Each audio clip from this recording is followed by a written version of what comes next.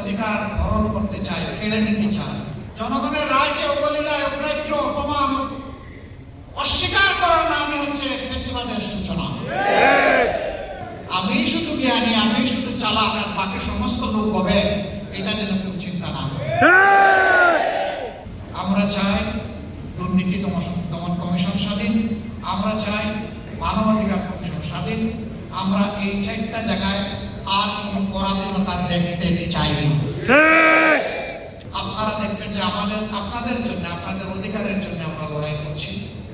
আমাদের জন্য দোয়া করবেন, আমাদেরকে ভালোবাসবেন, আমাদেরকে সমর্থন দিবেন, এবং যেহেতু দাবিগুলো জনগণের, সেই কারণে আমরা আপনাদের সাথে একাকার হয়ে, আমাদের সাথে আপনারাই বিরোধের জন্য বসছি।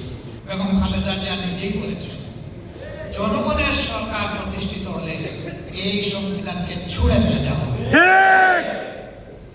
সংসদে এই কথা বলে যিনি আমাদেরকে লজ্জা দিতে চেয়েছিলেন, তিনি বুঝেন নাই জনগণ জাগ্রত এবং ব্যর্থয়া।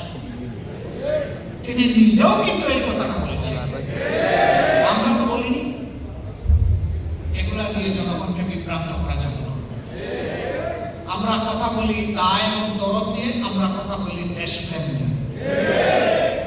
আমরা দায়িত্বহীন কথা বলা পছন্দ করি না, তারপর আমরা মানুষ। ভুল ত্রুটি আমাদের হয়ে গেলে আমরা প্রকাশ্যে ক্ষমা চাই, এটাতে আমরা সংকুচিত হই না।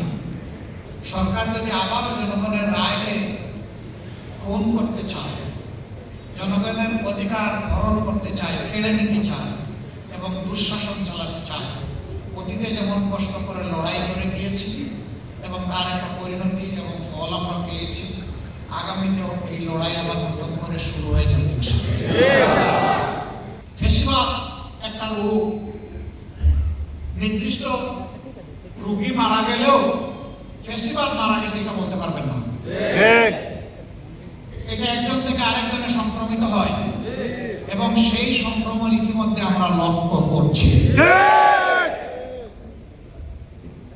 জনগণের রায়কে অবলীলায় অগ্রাহ্য অপমান অস্বীকার করার নামই হচ্ছে ফ্যাসিবাদের সূচনা। আমি শুধু জ্ঞানী, আমি শুধু চালাক, আর বাকি সমস্ত লোক হবে, এটা যেন কেউ চিন্তা না করে। এত সংশোধনের পথে ফ্যাসিবাদ আসলো কিভাবে? সংবিধানের যে ধারাগুলোর কারণে ফ্যাসিবাদ জন্ম নেয়, আমরা ওই ধারাগুলাই সংবিধান থেকে আমরা নির্বাসনে পাঠায় সংস্কার করতে চাই। আপনারা আপনাদের দায়িত্ব পালন করেন না, এই জন্য এই সংকট তৈরি হয়েছে। আমরা দুটা শপথ দিয়েছি, আপনারা একটা নিয়েছেন। আপনাদের দায়িত্ব ছিল সংস্কার পরিষদের সভা আহ্বান করার জন্য দায়িত্বশীল ব্যক্তিকে লিখিত অনুরোধ জানানো। আপনারা শুধু অনুরোধ করেছেন জাতীয় সংসদ অধিবেশনের জন্য, সংস্কার পরিষদের জন্য করেন নাই। আপনারা আপনাদের দায়িত্ব পালনে ব্যর্থ হয়েছেন এবং জনগণের সাথে দেওয়া কথা আপনারা লঙ্ঘন করেছেন। এটা লজ্জার ব্যাপার। সরকার কেন সবাইকে নিয়ে গোলামনে বসছে না? বাস্তব অবস্থা কেন তুলে ধরছে না? আমরা সবাই এই সংকট নিরসনের অংশীদার হতে চাই। আমরা তো সংকট তৈরি করতে চাই না, কিন্তু কি জানি শুধু একটা লুকোচুরি সব ব্যাপারে আমরা লক্ষ্য করি। একটা অস্পষ্টতা। আমরা সরকারকে আহ্বান জানাবো এটা থেকে বের হয়ে আসে।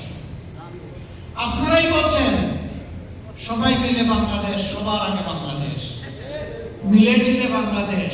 তো কোথায় সবাই মিলে বাংলাদেশ? তা তো আপনাদের